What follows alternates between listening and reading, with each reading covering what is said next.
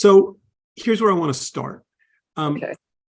For the last 6 or 7 months, you and I have been having these conversations about, the current state of unsustainable media, and you've used, and I've thought about this idea of misaligned incentives, but I realized I was making some assumptions about what you meant by that. And I know you've thought about it more deeply than I have. So I want to go back to like the early days of tech, because like for all the years we've known each other, there were years when there were companies that weren't misaligned, where customers paid them for what they did. And this misalignment happened at a moment in time. Do you remember companies when it was aligned with customers and when that changed? Well, I mean, alignment is fine if you understand the misalignment. I mean, I was thinking about this today. What's the best way to bargain with somebody? Well, tell them what you want and understand what they want, and then you know how to bargain. And I'll think of what it was, but it was something very simple. But it's maybe it's like I'd like to work at home, and in order to work at home, I'll take a much lower salary, or rather than kind of hold out for the salary, not understanding that they'd be willing to let you work at home, or whatever. So it's partly you can have unaligned incentives and rectify it by understanding what each side wants and then reaching that. But what happens now is you have manipulation, which is where you don't understand the other side's incentives. So you think, they want to sell me a good product. Actually, no, they just want to make money off me. But they kind of go behind my back. They tell me stuff that isn't true. There was this really fascinating, it wasn't that fascinating. There's a piece in the Wall Street Journal about surge pricing. And it was how, it's getting really bad. Everybody knows you want to fly out of New York City on a Friday afternoon to Florida. The flights are full and they're very expensive. You want to go in the other direction, it's easy. And that used to be sort of noticed remarkable. And now people know, that the flights are more expensive on the busy days. And this article was about a bowling alley that was also doing surge pricing, and some poor guy had to pay $400, and some other guy managed to get it, on Tuesday afternoon for $200. And I asked ChatGPT to write me the story from the point of view of the guy who was looking for a bargain, and it was like, this is really amazing. On Tuesdays in the afternoon, you can get the bowling alley for $200. And is the shift? I guess I imagine, and again, part of it is I'm thinking about your trajectory. Yeah. Like there was a time when technology and software was a cash transaction. You wanted Microsoft Word, you went to the store, it was shrink wrapped, you bought the box, you paid a fee, it went to Microsoft. Yeah. Somewhere along the way, and I don't know the date, this thing of free arrived, and advertising. And okay, I guess I don't totally agree with your narrative. I mean, newspapers were free through advertising, or very cheap. I mean, TV was free because of the advertising. The things that changed was the advertising got better and it got more personalized, for example. And then, they began to realize not only could they put you in a bucket, but they could manipulate you, they could follow you and keep asking, you sure you don't want to buy those blue jeans that you looked at yesterday? Well, we have a cheaper version here, or more often a more expensive version here, but now you're not looking at them on a website with lots of other competing products. It's not so much the newness, it's the scale. And yes, people are less and less aware of it. They don't understand how much they're being manipulated. And so the solution, honestly, is educating people better as to what's going on. And that doesn't mean giving them a textbook in a class, but it does mean helping them understand stuff. I mean, one of the more interesting ones right now is, if you're rich, you get points on your credit card. And there's a wonderful piece, and I'm embarrassed whether it's the Times or the Journal, about, if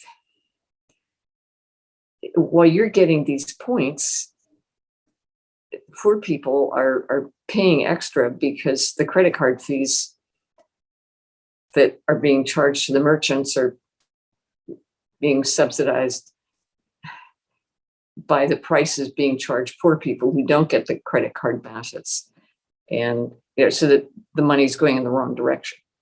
So why did some things like I was thinking as I was thinking about talking to you today, like why is there no such thing as a free book with an advertisement, or there's no free opera, there's no free ballet, there's no, like, certain things became paid for by the sponsor, and Which certain things it's no mystery which ones are good advertising vehicles and which aren't. I mean, fundamentally, the cost of showing a movie in many theaters is it depends on the number. Yes, the theater needs to be operated, but the cost of putting on a ballet is very high per person, whereas the cost of one more cinema showing a movie is very low.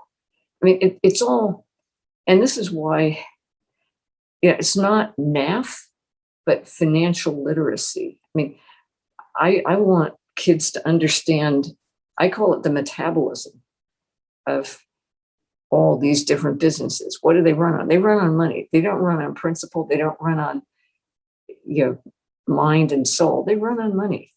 And they run on making you hungry for stuff that probably is not good for you, but that will make you order more.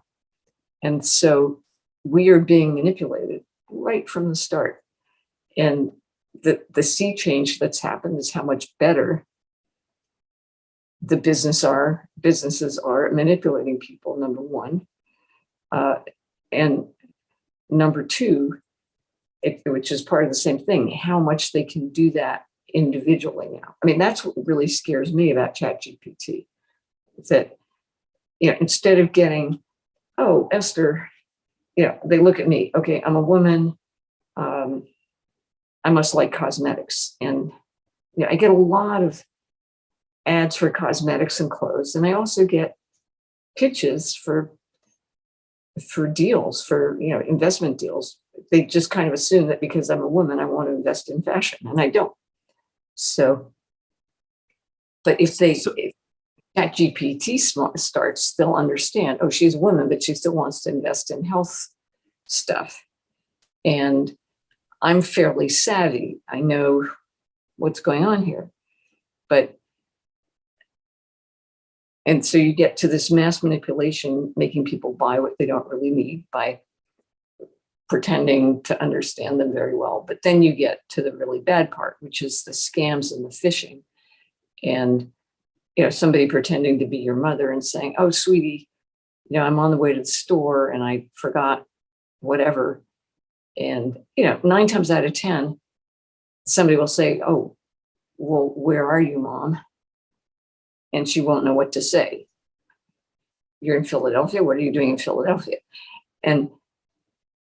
But this stuff is so cheap. They can, if they get 1 out of 100 or 1,000. Yeah. I mean, that's how advertising works in the first place. But with ChatGPT, which is why I think, the one business model I think is actually going to work is going to be sender pays email. Because it's just, there's going to be so much of it that's going to be the only way. Everybody's just going to put up their own defense. And I think that's a really huge model. But the other thing is really evil people using it who are willing to pay a lot to dilute a country or wreak who knows what havoc. But this is the thing I didn't know until we talked a couple of weeks ago. Like you've been inside the advertising world for a long time. Yeah.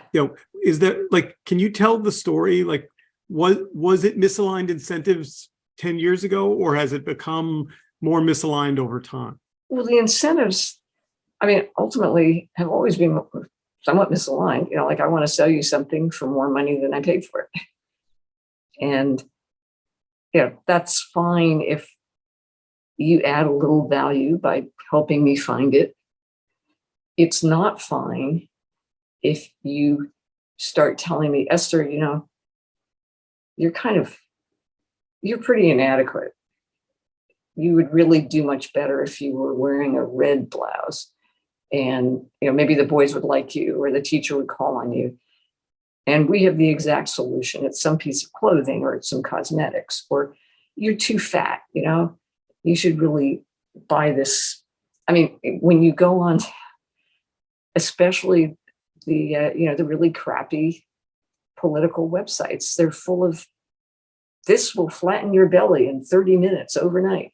And, all the things that erectile TikTok is shockingly like, late night advertising tone, like, flatten your stomach.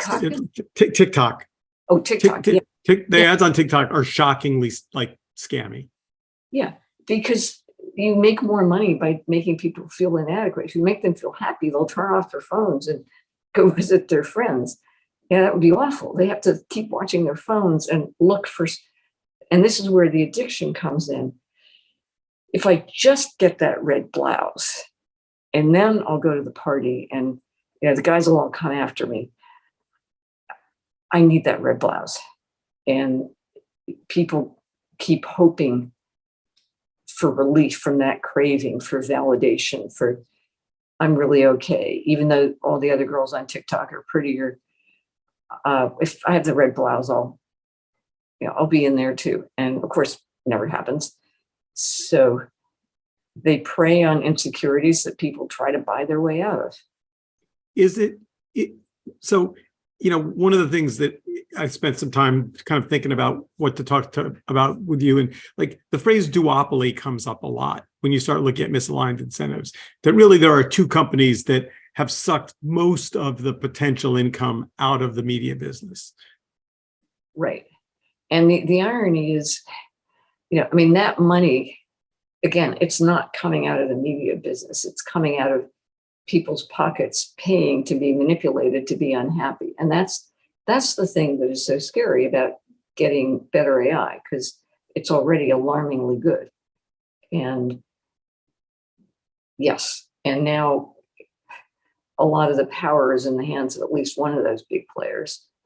And it's, they didn't start out evil, but they got bigger. And so the money people became in control, and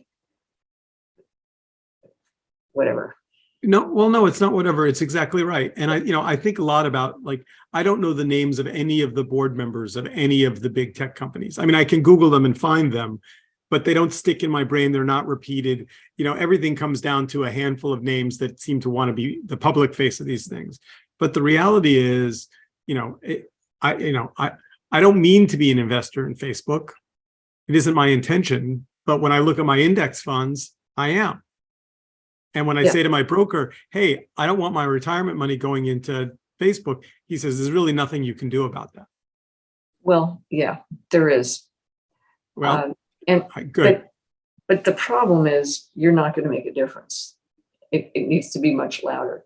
So the people on the board, they're on the boards for various reasons, but certainly prestige, money. They're measured by the stock price. Everybody's measured by the stock price. And so even within the company, Larry and Sergey, don't be evil.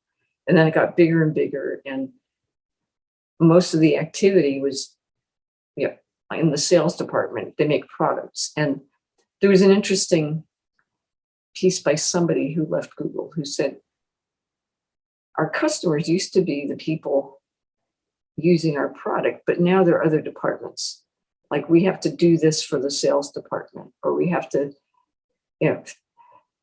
fix the product because the advertisers want more consumer data. And I mean, I don't use Facebook that much. I do use Twitter, and it's becoming unusable, which is a tragedy.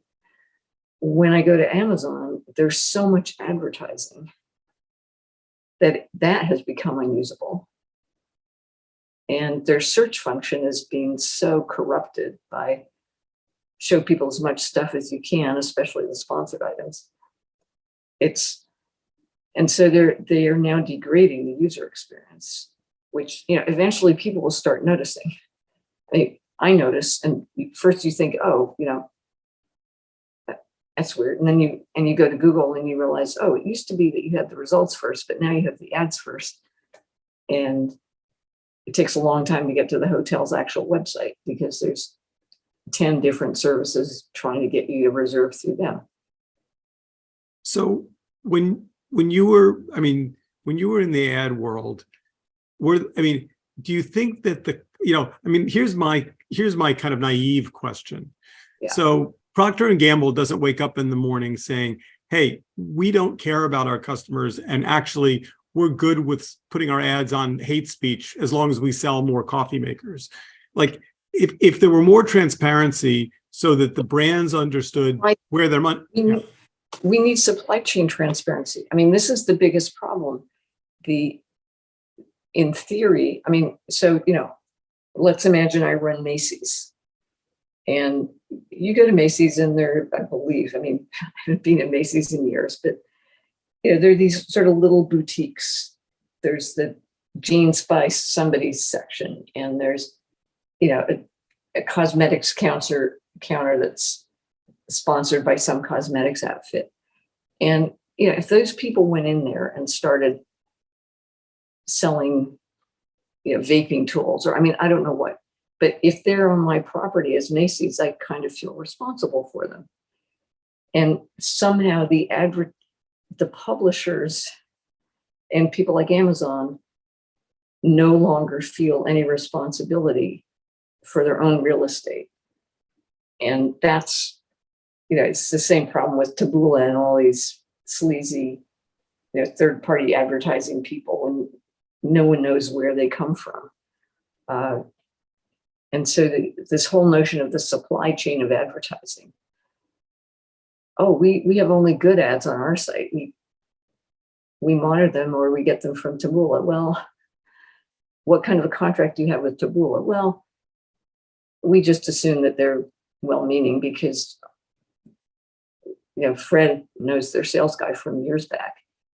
And there's been no vigilance on the part of anybody vis-a-vis this kind of slide in quality and ethics. So I was talking to a 15-year-old girl the other day in a conversation with a bunch of teenagers, and she said, here's what I don't understand. And I thought immediately of you as she said it. She said, I'm a vegan and I don't buy or eat meat products.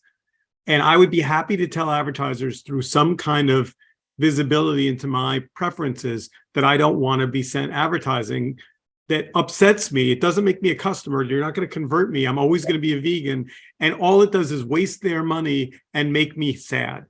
Isn't there some way I can share that preference with them? And I said, I'm going to ask Esther that question. Yeah, and there should be. In a very few cases there are, and I'm actually an investor in a company that's doing that for food. I should tell her about it. It's called Vernique, and they're based in New York. In fact, she should go talk to them. It would just be interesting because their use case is a vegan person. They're in Sweet Greens or something like that. Some chain. Anyway, so table that for later. But yes, there should be a way, because you're right. The advertisers, they're mostly not evil. They don't want to annoy people, but the reality is they'll annoy a few people. Most people won't even notice, and then they'll probably get 3 times as many customers as the number of people they annoy.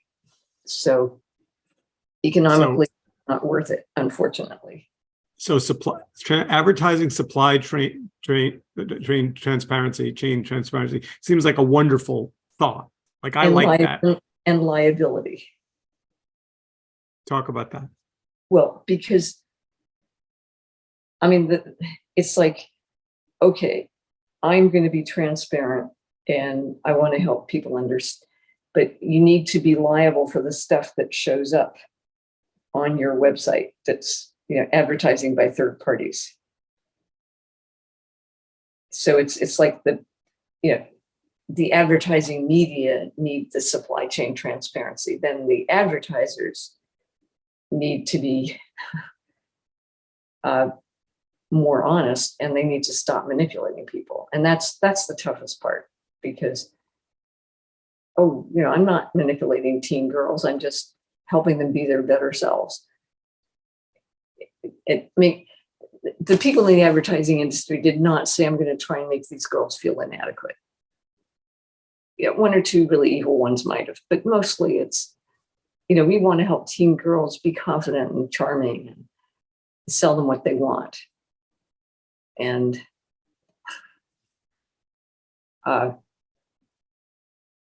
so, I'll tell you a story which is maybe relevant, maybe not. You can take it out. But I was at this event once about corporate change, and it was sort of in healthcare. So there was the head of Walmart, the chief medical officer, and I asked very politely, because CVS, this is even before CVS stopped selling cigarettes, which they did not out of belief, but because they were going after corporate customers who sort of thought that was a contradictory thing. So I asked, well, has Walmart, I don't actually know because I don't go to Walmart, are you still selling cigarettes? And if you stopped, tell us how that corporate change happened, or just give us a little context around this issue from the point of view of Walmart. So he answered me, and he's a nice guy, just as carefully as I had asked the question, to be polite and respectful and so forth. And he said, well, actually, no, we still sell cigarettes because that's what people ask for. And our job is to sell people what they want, what they need. And, like we sell guns and yeah, we sell cigarettes, but we also sell smoking cessation devices. And, we also want to help people stop smoking if that's what they want to do. And I was trying to think, how do I follow up and be still polite? And the moderator, who was Sachin Jain, leaned over and said very politely, I see. And what is it that you sell next to the guns? And it was wonderful. Everybody laughed. Everybody should have cried. So that's actually a perfect question transition. Let's talk about addiction. So, there is a growing acknowledgement, although I don't think yet it's right on the edge of being scientifically provable. Some people feel it is, some people think it's not there yet. It's not science, but the definition of addiction is not about the substance or the thing or the activity. It's your relationship to that substance, thing, or activity. And I would say the best working definition of addiction is it's a constant and distracting craving for relief that your mind has come to believe lies in this thing or activity or whatever, that the rest of your mind knows is not going to relieve your craving, and it leaves you feeling guilty afterwards. And it erodes your sense of the past and the future. You've lost your sense of agency. I can never fix this thing. I just, I know I have to go to work tomorrow, but tonight I can't not do this thing. And I know my wife wants me to be at home, or I should be reading this book, or I have a job to do, but it's just overwhelming. and you feel guilty the next day, but it never goes away. And it just keeps eroding your connection to the world, both the world you know and your sense of the past and the future. They're both, you lose them. I've been talking to parents about teenagers lately, and consistently what I'm hearing is they all have this idea that the way to help their teen do well is to take the phone away at 10 o'clock at night. And then 4 or 5 of them have said to me, but my teens say they can't sleep without their phone. And so I end up giving the phone back because I want them to be able to lull themselves to sleep listening to a boring podcast or some music or some ocean sounds. And then they stay up till 2 in the morning on TikTok. I said, does that sound like addiction? And all of the parents said, look, these are not medical professionals, but they said, we all think our kids are addicted to their phones. Yeah. And then I said, are you? And they all said, yes, I am too. It's not a teenage problem. It's a mental health problem. And it's also, it's like secondary smoke. The kid whose parent doesn't pay attention to them because they're on the phone.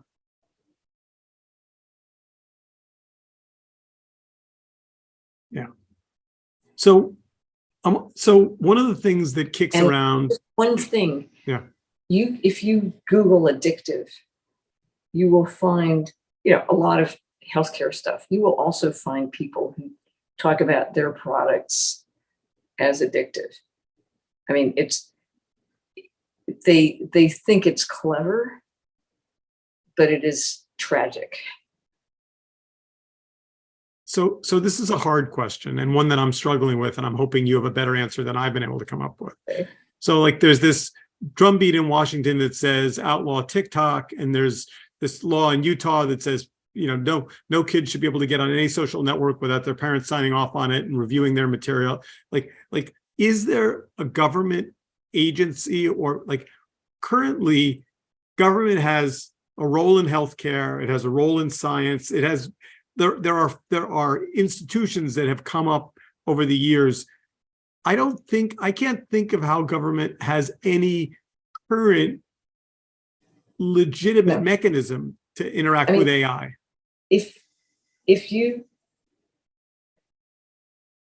I guess I would like Mackenzie Scott to hear this podcast and to donate a substantial portion of her billions to parent training, which, because if the government makes it mandatory, no way.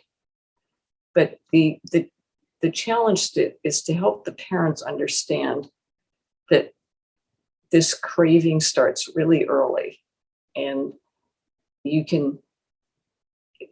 opposite. So I'd love to say the opposite of taking drugs is not sitting in a room, not taking drugs in a rehab center. The opposite of taking drugs is loving people, being needed, even more than needing people. It's feeling that you are important in someone else's life and you have a purpose beyond just, it's that purpose and that importance to another human being, not to a bot, that gives your life meaning and makes you feel important and gives you that long-term satisfaction you need rather than that instant and fleeting relief. How you instill that in kids is hard. It used to be easier. There was the church, there was your grandma, there was all this other stuff, and there wasn't this culture of instant relief. Take a pill and it will get better. Wear the clothes and you'll be popular. It's society has become too short term, and kids learn that right from the start. If there is this drumbeat coming from parents and mental health professionals that there needs to be some government mechanism, put AI off to the side because that's a different conversation for a minute. Okay. Is it the FDA? Who has, purview over this? I think the FTC the FDA and the FTC working together on disclosure, on practices. I mean, one good thing is we do, as a society, still recognize the difference between children and adults. So there are things you cannot do to children, and I would broaden that. The challenge is, of course,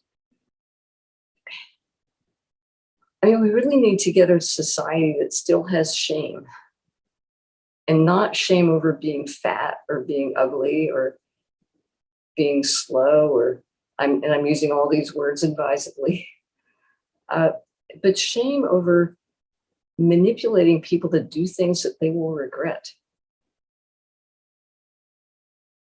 and helping them to understand what they're being manipulated to do, and giving them the tools to manipulate themselves. And it's hard because these parents are busy and they're addicted to their phones, and they're getting these same messages, and they're thinking, oh, I'll just buy my kid this thing and the kid will be happy, and the kid likes it for a while and gets bored, and then they want new sneakers because the other kids at school have them and they've seen them on TikTok. So more people. I mean, when you think about the web, I was thinking the other day, I remember, this will tell you how long we've known each other.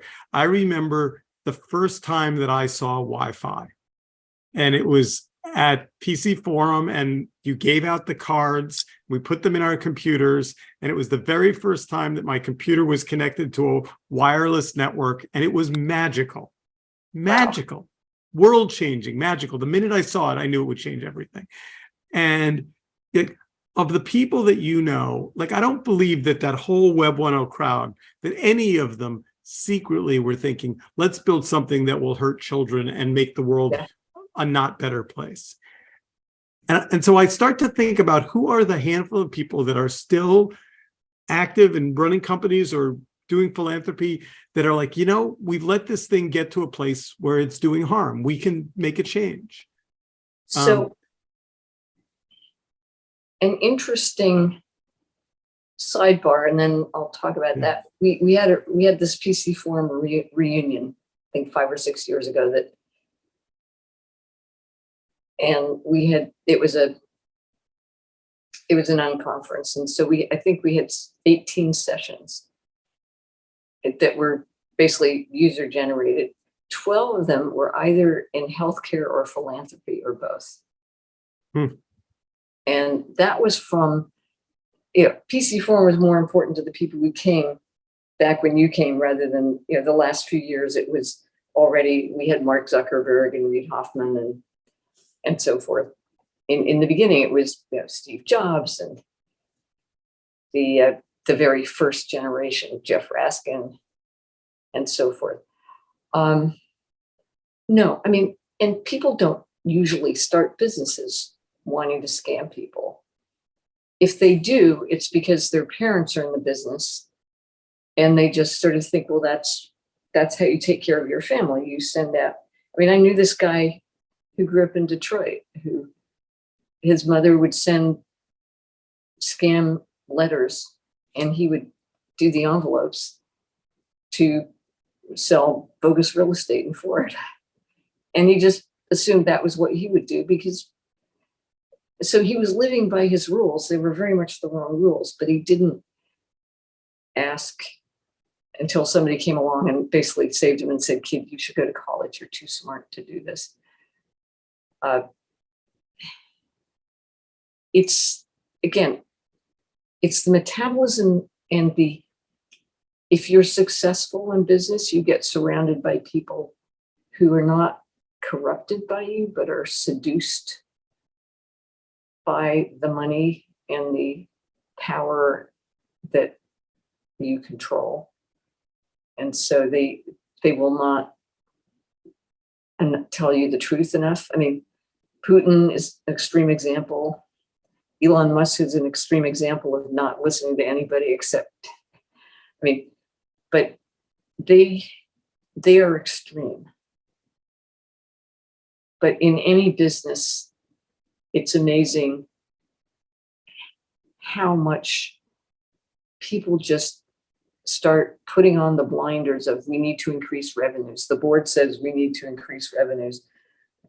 We've got to lay some people off.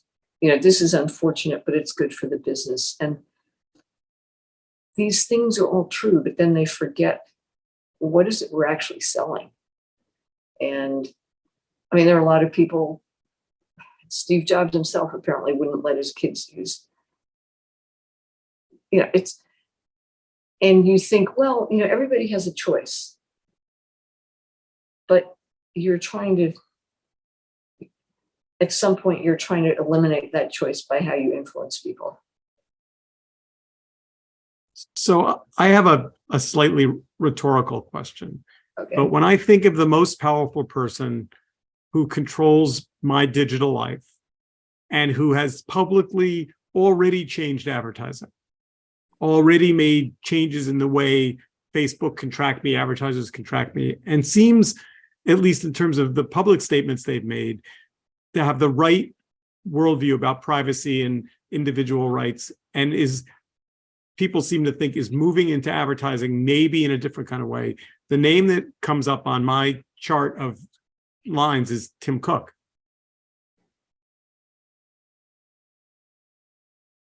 Yes. I mean, and he has, of course, the ability to do that because he's selling physical products rather than, the App Store is part of it. But you're right. And, I would take whatever ally I can get. And I think he's a good guy to go after. What are we doing with him?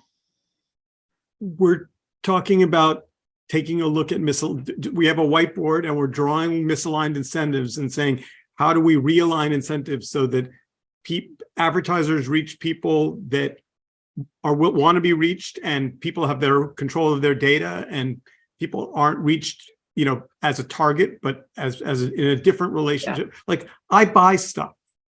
I buy food, I buy clothing, I go to movies. I don't mind having people advertise to me.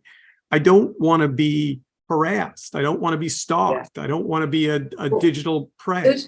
Those are two different things. I mean, but it makes a lot of sense to look for allies specifically and to figure out how to make them allies. But the challenge is, there are so many businesses that do sell things that are more or less bad for you. They are incentivized to sell more of them.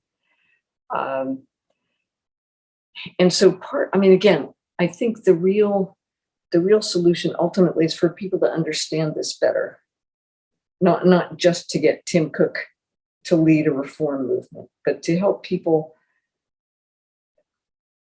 Partly to help them understand what's going on. Help them understand how much money is spent on advertising, and create sort of an environmental movement of advertising-free products that are better for the world and better for you, or maybe advertising controlled. Sort of like, what's every item should have on it. What was the marketing budget for this item? And of course, people say, well, you can't really figure that out because they'll figure out excuses. But if you had actually, that's a dashboard we should create. What are the most marketing heavy products and services? You look at airlines, and it's interesting. The airline system is very much strained right now, and it's kind of going above capacity. And my flights to Michigan are routinely $500, which, I can get to California for the same price. And so looking at, and the advertising, the airlines will of course tell you, well, I can't distinguish between the flight to Michigan and the flight to California, but you can see, I suspect that the percentage, I don't know what's happening. It's going to be a good year for the airlines, put it this way.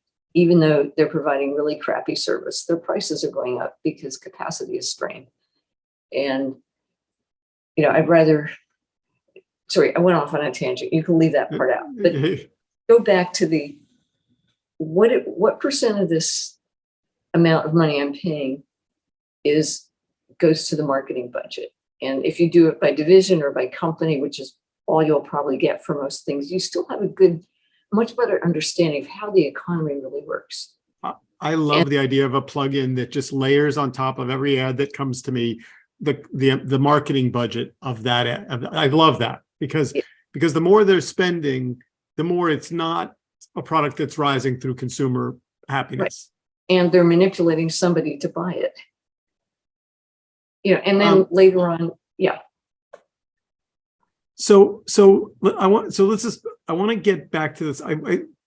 The idea of some FDA, FTC alignment around healthy and safe internet engagement seems really interesting to me. And you know who else we need? Javier Becerra.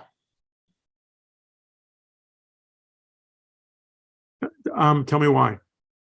Because he's just come out and said some really smart things. I mean, the more people in the government, get Joe Biden. I don't know, find some well-known Republican as well. But I mean, get whoever you can, get a coalition, but definitely Lena Khan and all the guys at the FDA. There's too many of them right now. Because so before we run out of time, you tiptoed into it earlier, and I don't want to leave without talking about AI, because you said two things. First of all, I am very much aligned with you in that I use it all the time. I find it fascinating.